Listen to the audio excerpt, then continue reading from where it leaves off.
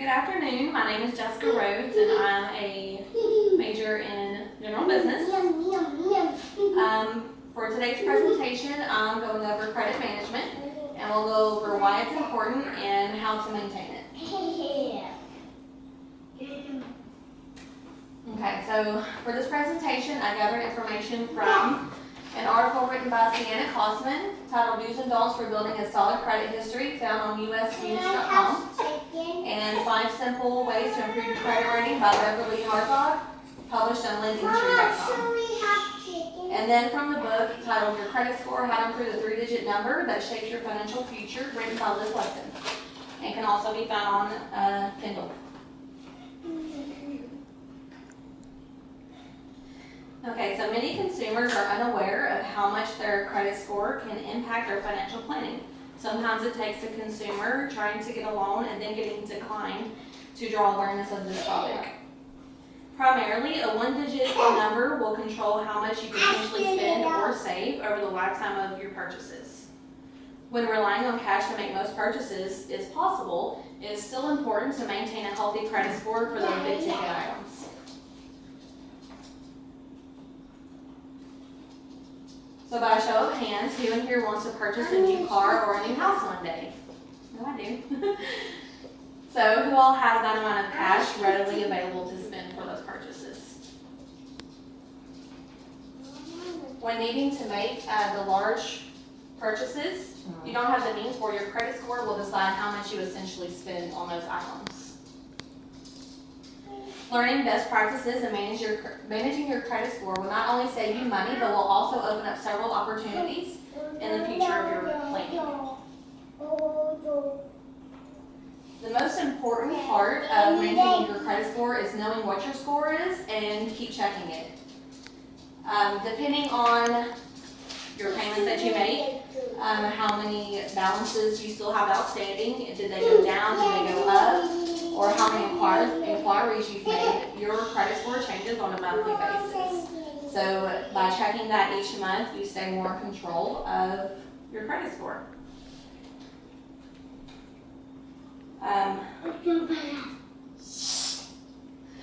Other ways to check on your credit score is to sign up for myfico.com. You can go to creditkarma.com or get a credit card that gives you monthly reports such as Capital One or Citi Card.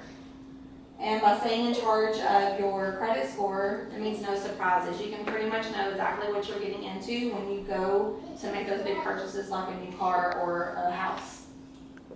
So a personal example of how this has affected me is years ago when I went to go purchase a new car because I really needed one. They came back with only one lender wanting to finance a car for me at a 14% rate. So just about half of my monthly payments would go to principal and the other half would go to the interest rate. And come to find out, because I hadn't been checking up on my credit score, I had a joint vehicle with my ex-husband who was supposed to refinance the car, but he didn't, and paid late for 2 years straight. And my credit score was so horribly low, I couldn't get hardly anything.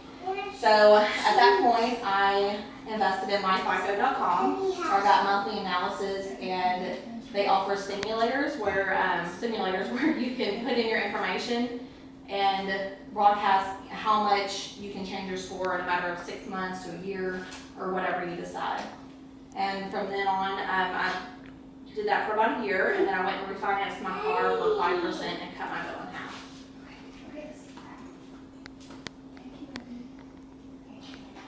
So now that you know your credit score, if you were to check it, the big question is, what do you do now?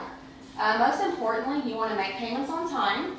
A couple ways to do that is by setting up auto pays or reminders to make those payments. I know we all get busy throughout the month.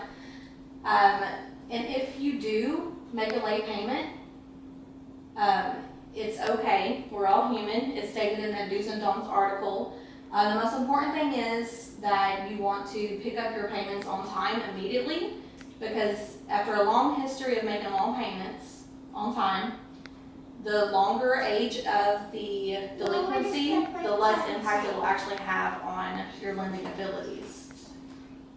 And you also want to be careful not to open up too many lines at one time, because part of the credit score formulation is factoring in how many new accounts are open in a 2-year period. So 2 years doesn't really seem like that long of a time, but they definitely do factor in that. Mama, can I look at? Okay, the third topic that is a very hot topic, credit cards. They can either be your best friend or your worst enemy. The best thing to do is try to outsmart your credit card. If you utilize the credit card properly, it will bring up your credit score drastically. You want to make sure to keep your balances below 30%. Any more than that will drastically lower your score as well. And another good idea to do is contact your credit card company and find out when they report to the credit agency. So for example, if your credit card is due on the 20th of every month, but they report your balance on the 19th, you want to make sure you are paying before the 19th so it doesn't look like you're keeping an outstanding balance on your credit report from month to month.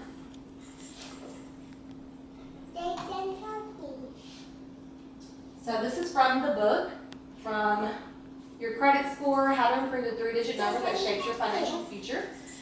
So over the course of 30 years, the author of the book, Liz Weston, analyzed 2 of her friends' financial plannings. Emily and Karen, they made both same kind of purchases in the same years for the same amounts, and she analyzed the difference of them. The one difference between them is Emily made all of her payments on time, while Karen occasionally would make some late payments.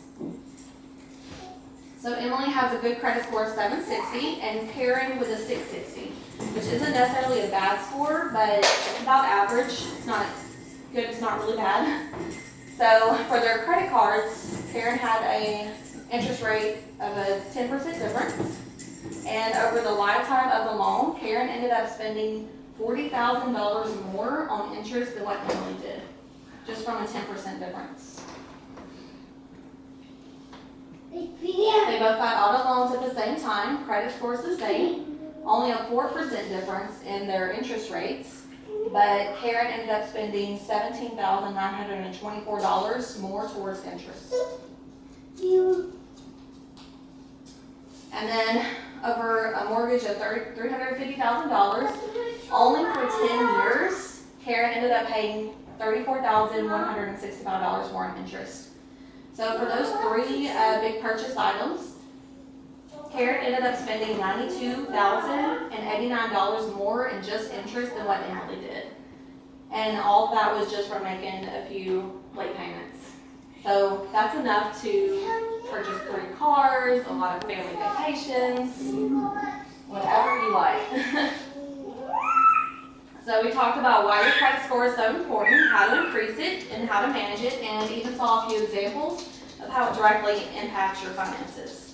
Maintaining a high credit score shows lenders that you're financially responsible, and they will be more prone to offer lower rates, less money spent on interest, more money in your pocket, and more lending opportunities in the future. I hope everyone will be able to take away some valuable information to help with their financial planning in the future. Was that 5 minutes?